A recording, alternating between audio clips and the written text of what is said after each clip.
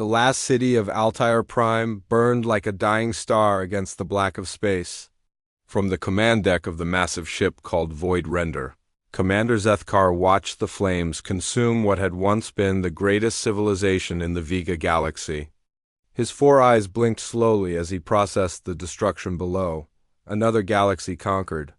Another species broken and added to the hegemony's endless march across the universe. The Altarians had been proud once. They had built cities that floated among the clouds of gas giants.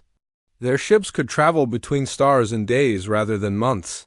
Their warriors had fought with weapons that could tear holes in reality itself. None of it mattered now. The burning city was proof that no species could stand against the Kethmori hegemony. Zethkar's ship was 5 miles long and shaped like a massive claw. Its hull was not made of metal, but of living tissue that could heal itself when damaged. Thousands of smaller ships surrounded it, each one a killing machine designed for one purpose: conquest. The hegemony had perfected the art of war over millions of years. They did not simply destroy their enemies. They absorbed them. A soft chime echoed through the command chamber. Sub-Commander Valethus approached with careful steps. His species had once ruled the Andromeda Galaxy before the hegemony came. Now he served his conquerors with the loyalty of the converted. "Commander," Valethus said in the universal language of the hegemony, "the final resistance pocket has been eliminated. Altair Prime is secure." Zethkar nodded without turning from the viewport. Below them, the planet's surface was a map of destruction. Cities that had stood for thousands of years were now nothing but glowing craters.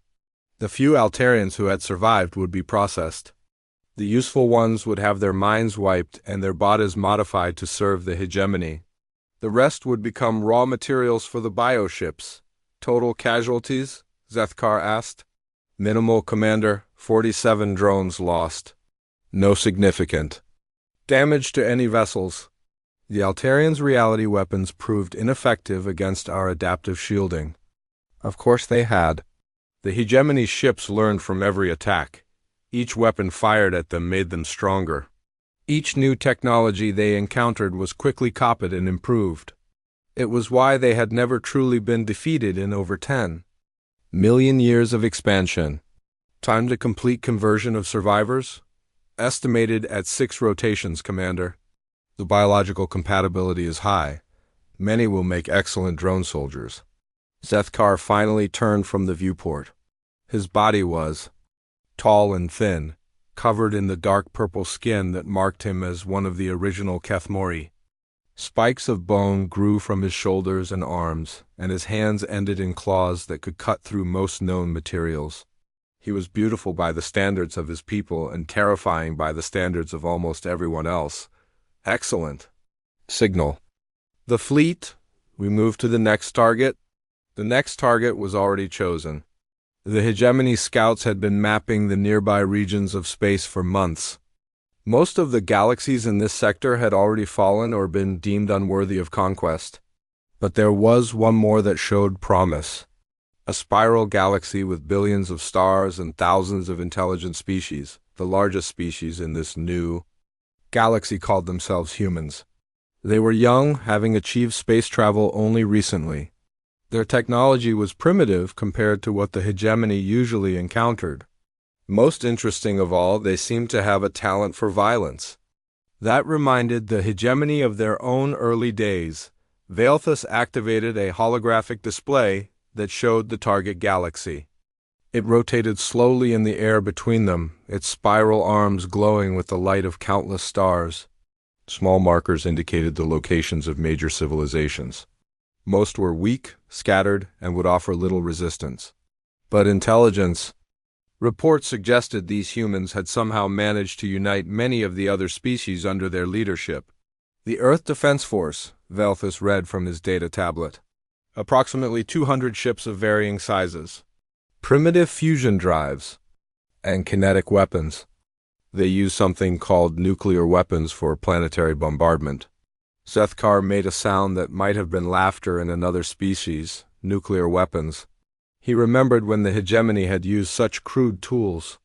That was before they learned. to harness the power of living matter itself. Estimated time for complete conquest? No more than 50 rotations, Commander. Possibly fewer. Their largest ships are barely the size of our scouts. Their weapons cannot penetrate even our lightest armor.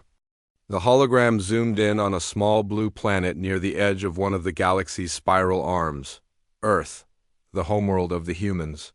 Intelligence suggested it held nearly 8 billion of the creatures, a good harvest for new drones. They have fought wars among themselves for their entire recorded history, Velthus continued, but they have never faced an external threat of significant magnitude. Our psychological analysts believe they will break quickly once they understand the futility of resistance. Zethkar studied the rotating image of the blue planet. Something about it reminded him of the Kethmori homeworld before the Great Burning. That had sent his people to the stars.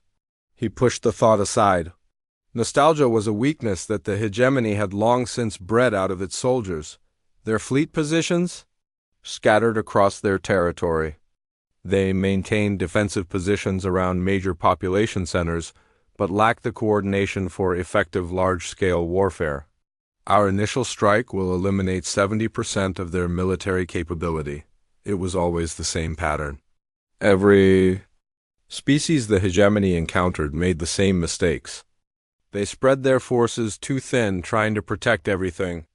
They failed to concentrate their power where it could do the most good. They fought as individuals rather than as a unified whole. The hegemony had learned better. Their fleets moved as one massive organism. Every ship was connected to every other ship through the bioneural networks that linked all of their technology. When one ship learned something, they all learned it. When one ship was damaged, the others adapted to prevent the same damage. It was perfect unity in service of perfect conquest. Begin fleet preparation, Zethkar ordered. I want all vessels ready to jump within 12 rotations. Yes, Commander. Shall I inform the other fleet commanders? To do it, and send word to the Hegemony Council. Tell them we have found another galaxy ripe for harvest. As Velthus hurried away to carry out his orders, Zethkar returned to watching the destruction below. The fires on Altair Prime were finally beginning to die down. Soon there would be nothing left but ash, and the new biofactories that would process the planet's resources. He thought about the humans and their primitive little ships. 200 vessels against 10,000. Fusion drives against bioneural technology that could reshape matter at the molecular level.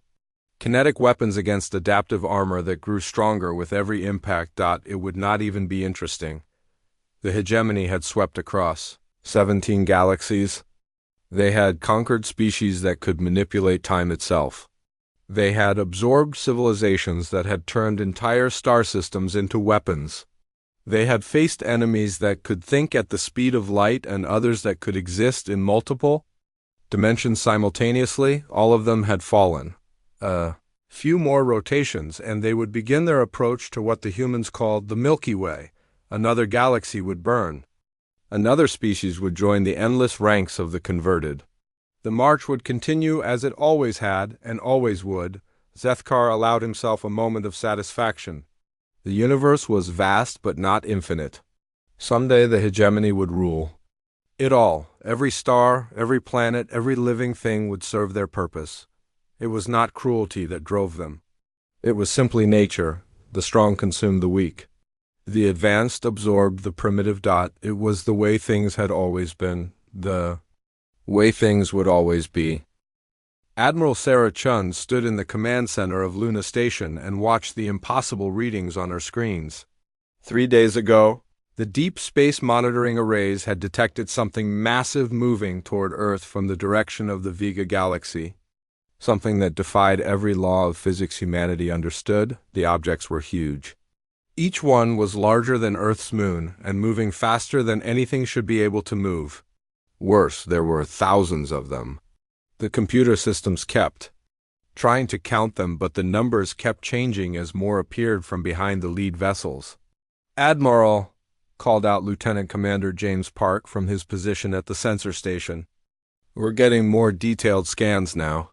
The lead objects are definitely artificial, ship-like structures, but they're organic, ma'am. They're alive. Sarah felt ice form in her stomach. Humanity had been searching for alien life for over 200 years. They had found bacteria on Mars and simple organisms in the oceans of Europa. They had discovered the ruins of an ancient civilization on Kepler 442b, but they had never found anything that was still alive and capable of interstellar travel. Now it seemed that alien life had found them. Time until they reached the outer colonies? She asked. At current speed, 18 hours until they reach Alpha Centauri. 47 hours until they reach Sol System. 18 hours. Sarah had spent her entire career preparing for threats from other human colonies or rogue asteroids. She had never imagined she would need to defend Earth from aliens. The Earth Defense Force had been designed to fight other humans, not creatures. From another galaxy? Get me a direct line to Earth Command, she ordered, full priority. And start sending RECO signals to all our ships. Every vessel, every pilot, everyone comes home now. The next few hours passed in a blur of activity. Emergency sessions of the World Council. Frantic communications with the outer colonies. Desperate attempts to contact the approaching fleet and establish some kind of communication. All of it was useless. The aliens did not respond to any transmission on any frequency. They did not slow down or change course. They simply continued. Their steady approach toward human space like a wall of death moving across the void. Captain Marcus Rivera received the RECO order while his ship, the Defiant, was conducting a routine survey mission near the edge of human space. The Defiant was not a warship. It was a deep space exploration vessel designed to study distant star systems and search for habitable planets. Its crew of 37 included scientists, engineers, and only a handful of security personnel. Marcus had been in space for over 20 years. He had seen the birth of stars and the death of planets. He had walked on worlds where the sky was purple and the trees were made of crystal. But he had never seen anything like the readings his sensors were showing him now. Captain, said Dr. Elena Vasquez, the ship's xenobiologist, these energy signatures are unlike anything in our databases. The ships appear to be grown, rather than built. The hulls are organic matter, but they're stronger than our best composite materials. Marcus studied the long-range sensor data. Each alien vessel was massive beyond imagination. The smallest ones were larger than Earth's biggest battleships. The largest ones were the size of small moons, and they were all heading directly toward Earth. How long until they reach us? 6 hours until the first contact with our outer defense lines. 6 hours. Marcus made his decision quickly. Set course for Earth, maximum speed. Send a message to Admiral Chun that we're returning to help with the defense. The trip back to Earth took the Defiant 12 hours. By the time they arrived, the first battle had already begun. The human defense fleet had gathered near Mars. Nearly 200 ships of all sizes formed a defensive line around the red planet. Battleships, cruisers, destroyers, and even converted cargo vessels bristling with weapons. It was the largest military force humanity had ever assembled. It was not enough. Marcus watched through the Defiant's viewports as the alien fleet approached. The lead vessels were enormous, their organic hulls pulsing with strange lights. They moved with a fluid grace that no human ship could match. Behind them came thousands more, stretching back into space as far as the sensors could detect. Admiral. Chun's voice crackled over the communication system. All ships, this is Admiral Chun. The enemy is approaching weapons range. All vessels are to engage immediately and show these aliens what humanity is made of. The human fleet opened fire first. Hundreds of missiles streaked through space toward the alien vessels. Laser batteries and particle beam weapons lit up the darkness. Nuclear warheads detonated in brilliant flashes of light and radiation. For a moment, Marcus felt hope. The weapons were hitting their targets. Explosions bloomed across the hulls of the alien ships. Then the explosions stopped. The alien hulls began to change. The damage from the human weapons simply disappeared as the organic material flowed like liquid to repair itself. Worse, the aliens began to return fire. Their weapons were like nothing humanity had ever seen. Beams of energy that bent space itself. Projectiles that phased through armor as if it did not exist. Waves of force that crushed ships like empty cans. The human battleship Yamato was the first to die. A beam of purple light touched its hull, and the entire vessel simply came apart. Thousands of tons of metal and ceramic armor dissolved into component atoms in seconds. The crew of 800 people vanished without even time to scream. More ships followed. The cruiser Wellington, the destroyer Chun-Lu, the converted cargo hauler New Horizon. One by one, the pride of the human fleet was reduced to glowing. Debris, all ships, fall back to secondary positions, Admiral Chun ordered. Her voice remained steady, but Marcus could hear the fear underneath. Repeat, all ships fall back. But there was nowhere to fall back to. The alien weapons had range, far beyond anything humanity possessed. Ships that tried to retreat were picked off one by one. Those that stayed to fight lasted only minutes longer. Marcus watched as the battleship Earth's Pride, the largest vessel in the human fleet, tried to ram one of the smaller alien ships. The human vessel struck the organic hull at full speed and simply bounced off. The alien ship was not even scratched. A moment later, the Earth's Pride was torn apart by return fire. "Captain," called out Lieutenant Sarah Kim from the weapons station.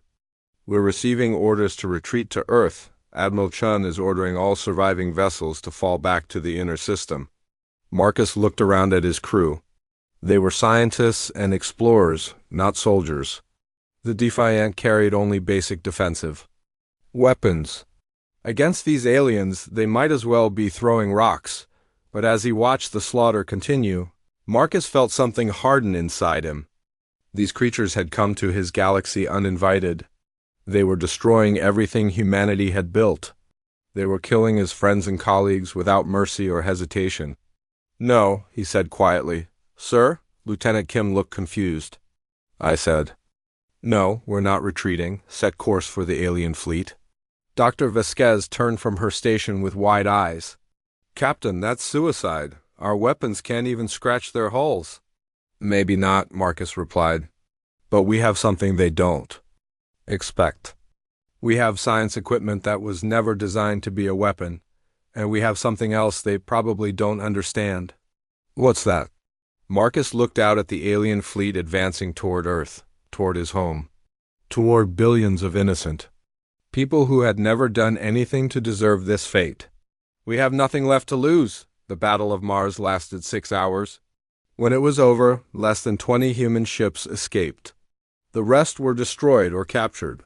The alien fleet barely slowed down. They continued toward Earth. As if the human resistance had been nothing more than an annoying delay, Admiral Chun's final transmission reached the Defiant as Marcus guided his ship away from the battlefield. "This is Admiral Chun to all surviving vessels. Earth's orbital defenses are our last line. If they break through, it's over. Make every shot count." Marcus knew the orbital defenses would not be enough. Nothing humanity possessed could stop these aliens. They had weapons and technology that were thousands of years more advanced. They had ships that could repair themselves and shields that adapted to any attack. But as the Defiant limped toward Earth, Marcus began to form a plan. It was insane and probably hopeless. But it was the only chance he could see. The aliens had never faced humanity before. They did not understand how humans thought or what they were capable of when cornered. They expected their enemies to fight, like soldiers with tactics and strategy. Marcus was not going to fight like a soldier. He was going to fight like a scientist with nothing left to lose. The Defiant drifted alone in the space between Mars and Earth. Around the small exploration ship, the debris from the Battle of Mars slowly tumbled through the void. Pieces of human warships mixed with strange organic matter from damaged alien vessels. It was a graveyard that stretched for millions of miles. Captain Marcus Rivera stood on the bridge and watched the alien fleet approach Earth. There were still thousands of them, their massive bioships moving in perfect formation toward humanity's homeworld. The few human vessels that had escaped Mars were falling back to Earth's orbital defense platforms. But Marcus knew it would not matter. The aliens would brush aside Earth's defenses just as easily as they had destroyed the fleet at Mars. "Captain," said Dr. Elena Vasquez from her science station, "Earth Command is ordering all surviving ships to join the final defensive line around Luna Station." "They want us to rendezvous with the other survivors," Marcus did not respond. He was studying the tactical display showing the alien fleet's approach vector. They were moving in a tight formation, the largest ships at the center surrounded by smaller escort vessels. It was smart tactics. It protected their most important ships while presenting a unified front to any attack, but it also meant they were all following the same course, all moving through the same region of space. "Captain?" Dr. Vasquez's voice was worried. "Sir, we need to respond to Earth Command." "No," Marcus said quietly. "We're not joining the defensive line." Lieutenant Sarah Kim looked up from the weapons console. "Sir, if we don't join the defense, we'll be out here alone. Our ship isn't designed for combat." Marcus turned away from the tactical display and looked at his crew. 37 people, who had signed up to explore the galaxy, not fight an impossible war against alien invaders. They were scientists, engineers, and researchers. Most of them had never fired a weapon in anger. "You're right," he said. "The Defiant isn't a warship. Our weapons are designed for asteroid mining and debris clearance. Against those alien hulls, our particle beams would be like hitting a mountain with a hammer." "Then why aren't we retreating?" asked Chief Engineer Tom Brady. "Captain, I've got a wife and kids on Earth. If we're going to die out here, I want to know why." Marcus activated the main display screen. It showed a detailed scan of the approaching alien fleet. "Look at their formation. See how they're all bunched together? They're confident. They think nothing we have can hurt them." "They're right," said Dr. Vasquez. "Our scans show their hull armor is self-repairing organic material. It adapts to whatever attacks it. Even our nuclear weapons barely scratch them."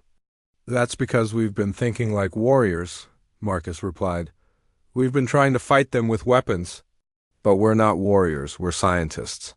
He moved to the science station and began calling up data from their deep space surveys. "For the past 3 years, we've been studying gravitational anomalies in this region. Remember the quantum field fluctuations we discovered near the Tau Ceti system?" Dr. Vasquez nodded slowly. "The subspace distortions. We theorized they might be caused by dark matter interactions with normal spacetime." "Exactly. And what did we build to study those distortions?" Understanding began to dawn on her face. "The gravitational wave generator." "But Captain, that's a research tool. It's designed to create tiny ripples in spacetime so we can measure them." "Tiny ripples, yes. But what happens if we overload it? What happens if we pump all our ship's power into it and create the biggest gravitational wave we can?" Chief Brady looked alarmed. "Captain, that would tear our ship apart. The wave generator isn't designed to handle that kind of power surge." "Maybe," Marcus said. "But it might do something else first. It might create a gravitational distortion big enough to disrupt their formation, maybe even damage their ships." Lieutenant Kim shook her head. "Sir, even if it works, we'd only get one shot, and we'd probably die in the attempt." Marcus looked around at his crew again. He could see fear in their faces, but also something else. Determination. They all knew what was at stake. Earth, humanity, everything they had ever cared about. "I'm not ordering anyone to stay," he said. "We have escape pods. Anyone who wants to leave can do so now. No shame in it. You didn't sign up for this." None of them moved. "All right then," Marcus said. "Let's get to work." The next 2 hours were spent in frantic preparation. Chief Brady and his engineering team began modifying the ship's power systems. To channel everything into the gravitational wave generator, Dr. Vasquez worked with the science team to calculate the exact parameters needed for maximum effect. Lieutenant Kim and the security team prepared the ship's minimal defenses, knowing they would probably be useless but wanting to do something as they worked.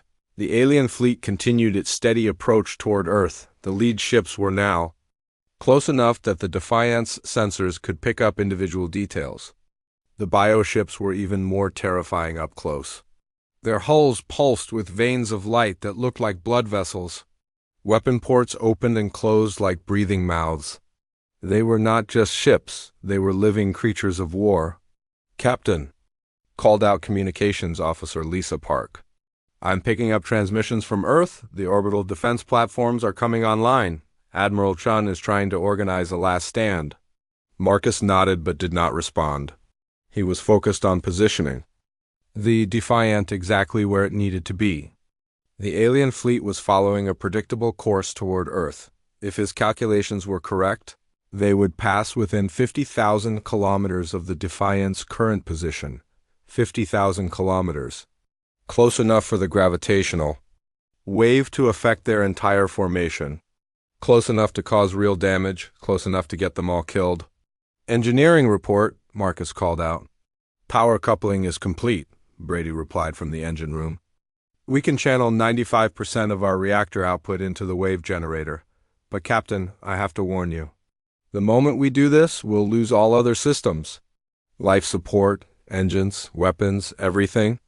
How long until total system failure? Maybe 10 minutes, probably less. 10 minutes to live." Marcus had always thought he would die peacefully in his sleep, maybe after a long career exploring distant stars. He had never imagined he would spend his final moments fighting aliens in a hopeless battle for humanity's survival, but somehow it felt right. "Dr. Vasquez, are your calculations ready?" "Yes, Captain. I've programmed the wave generator for maximum effect. If this works, we'll create a gravitational distortion that should disrupt their formation and maybe damage their navigation systems. And if it doesn't work, then we die for nothing." Marcus smiled grimly. "Well, at least we'll go out with a bang." The alien fleet was now visible through the main viewport. The lead ships were massive beyond comprehension, their organic hulls stretching for miles in every direction. Behind them came hundreds more, a wall of living metal and flesh that blotted out the stars. "Contact in 30 minutes, reported Lieutenant Kim. Marcus activated the ship's internal communication system. "This is the captain speaking. In a few minutes, we're going to make our attack.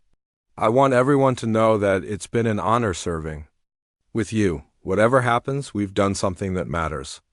We've shown these aliens that humanity doesn't give up." He paused, looking out at the approaching fleet. "To anyone listening to this recording after we're gone, remember this. We were explorers, not soldiers. We had one small ship against thousands. But we stood our ground because it was the right thing to do. Because someone had to." "Captain," Dr. Vasquez called out, "the lead ships are entering our effective range." Marcus took his position at the command console. Around him, his crew worked with calm efficiency. They were afraid, he could tell.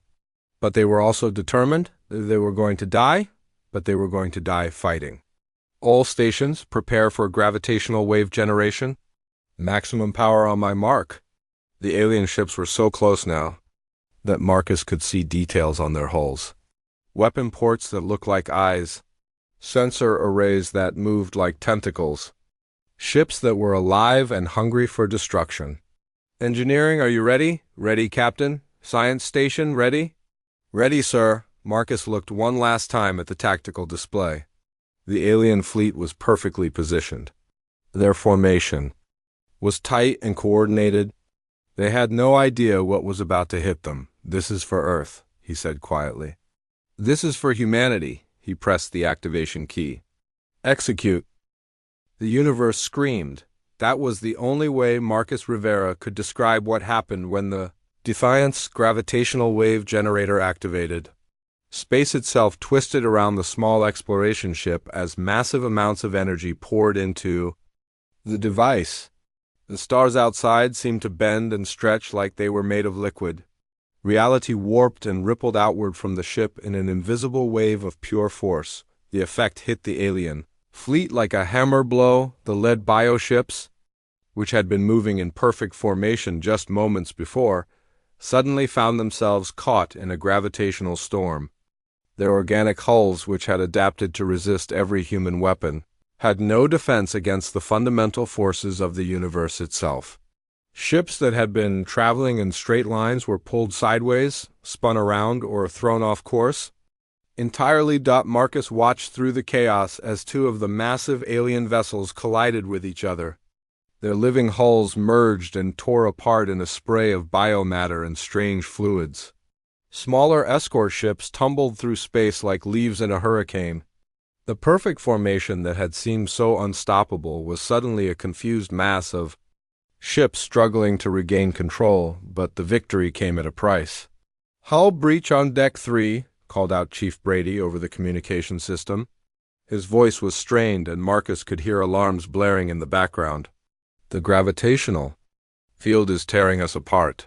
We've got maybe 5 minutes before total structural failure."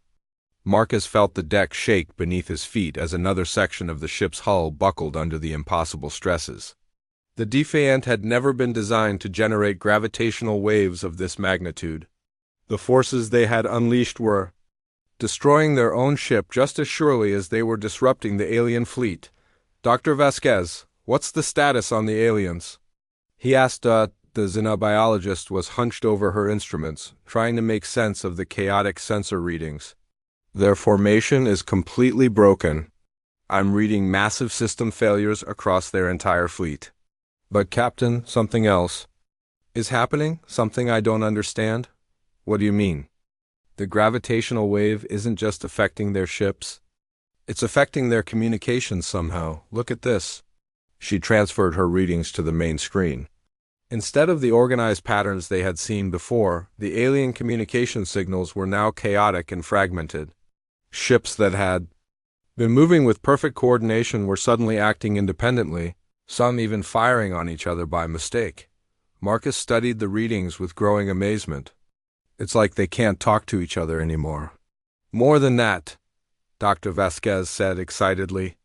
"I think the gravitational distortion is interfering with whatever they use to coordinate their actions. They're not just ships, Captain. They're parts of some kind of larger organism. And we just severed their nervous system." Through the viewport, Marcus could see the results of their attack spreading through the alien fleet. Ships that had been moving with purpose were now drifting aimlessly. Others were accelerating wildly in random directions. A few of the smaller vessels were actually retreating, apparently acting on their own survival instincts rather than following orders, but the celebration was short-lived. "Captain," Lieutenant Kim called out from her station, "I'm picking up new movement from the rear of the alien fleet. The ships that weren't caught in our gravitational field are reorganizing." Marcus turned his attention to the tactical display. She was right.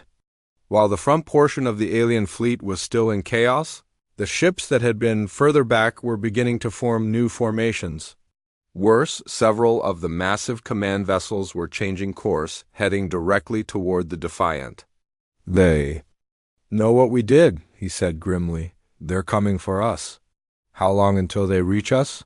asked Dr. Vasquez. "At their current speed, maybe 10 minutes. Marcus looked around at his dying ship. The gravitational wave generator had burned out completely, taking most of their power systems with it. The hull was cracking in multiple places, and the artificial gravity was fluctuating wildly. They had no weapons that could threaten the alien ships and no engines powerful enough to escape, but somehow he found himself smiling. "Communications?" he called out. "Are we still able to transmit?" "Yes, sir, but only on emergency frequencies." "Good. Send a message on all channels. Tell Earth Command what we've discovered. Tell them the aliens use some kind of hive mind to coordinate their actions. Tell them that disrupting their communications makes them vulnerable." As Communications Officer Park began transmitting, Marcus felt the ship shudder again. Through the viewport, he could see one of the massive alien command ships approaching. It was easily 100 times larger than the Defiant, its biomechanical hull pulsing with angry red lights. "Captain," Dr. Vasquez said quietly, "I'm picking up something else. The disruption we caused isn't just affecting their ships, it's spreading." "What do you mean?" The gravitational wave created some kind of resonance effect. The aliens' communication network is breaking down across their entire fleet. Ships that weren't even caught in our initial attack are starting to lose coordination. Marcus stared at the readings in amazement. Their desperate gambit had done more than just disrupt the local formation. It had somehow damaged the aliens' ability to work together on a massive scale. Ships throughout the fleet were beginning to act independently rather than as parts of a unified whole. How is that possible? I think their biotechnology is more integrated than we realized, Dr. Vasquez explained. They don't just communicate with radio signals. They use quantum entanglement, gravitational pulses, maybe even biological connections we don't understand. When we disrupted the local network, it created a cascade failure that spread through their entire system. The implications were staggering.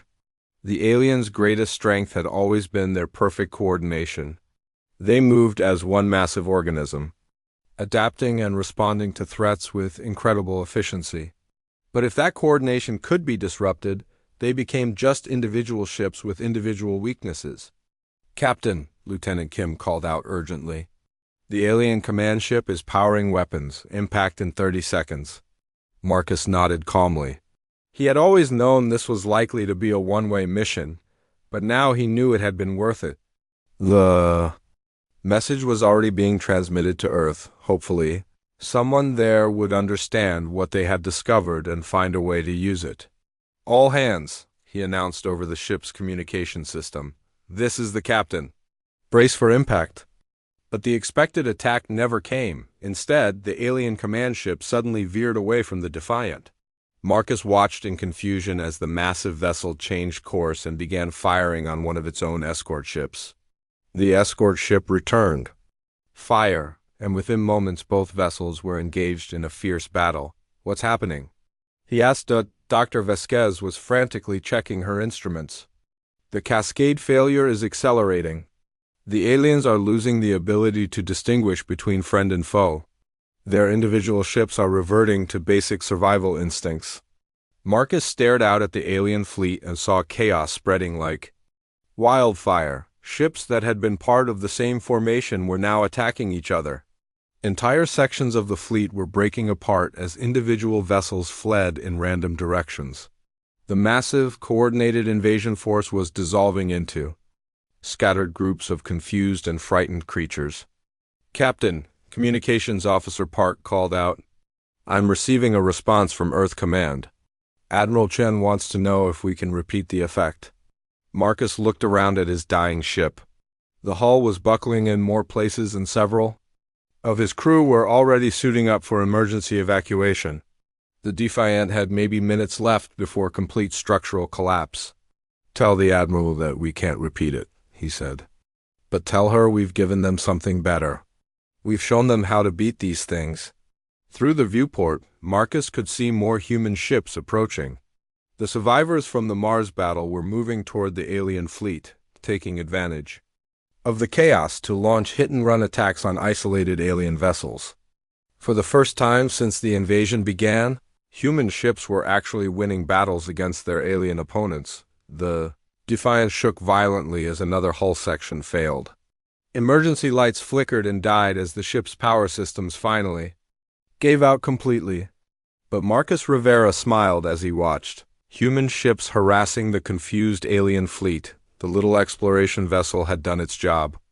They had found the aliens' weakness and shared it with Earth. What happened next would be up to others. But for the first time since the invasion began, humanity had a real chance to survive. "All hands," Marcus announced calmly. "Abandoned ship." Commander Zethkar stood in the command chamber of the Void Render and tried to understand what had gone wrong. For the first time in his long life, he was watching a hegemony fleet retreat in disorder. Ships that should have been coordinating perfectly were scattered across space, many of them damaged or destroyed by their own confused fire. The humans had done something impossible. They had turned the hegemony's greatest strength into its greatest weakness. "Report," he demanded, his 4 eyes fixed on the tactical display showing the chaos that had once been his perfect fleet. "Sub-Commander." Valthus approached carefully. His usual confidence was gone, replaced by something Zethkar had never seen in a converted species before: doubt. The disruption appears to have originated from a single human vessel, Velthus said. A small exploration ship called the Defiant. It generated some kind of gravitational anomaly that interfered with our bioneural networks. One ship, Zethkar said slowly. One tiny ship did this to an entire fleet. Yes, Commander. The vessel was destroyed in the process, but the damage to our coordination system spread through quantum resonance patterns. Many of our ships are still unable to maintain proper network connections. Zethkar studied the readings from his surviving vessels. Nearly 30% of his fleet had been lost, not to superior human weapons but to confusion and friendly fire. Ships that had worked together for millions of years had turned on each other when their communication links failed, but that was not the worst part. The worst part was what happened after the network collapse. The human survivors had regrouped with a speed and efficiency that defied everything the hegemony knew about primitive species.